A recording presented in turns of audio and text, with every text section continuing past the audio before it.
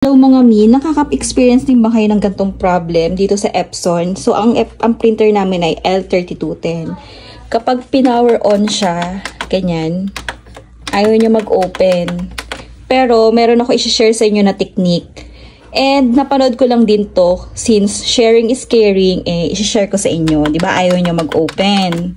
So, ang gagawin lang natin, eto nakasaksak siya. Bubunutin natin ito.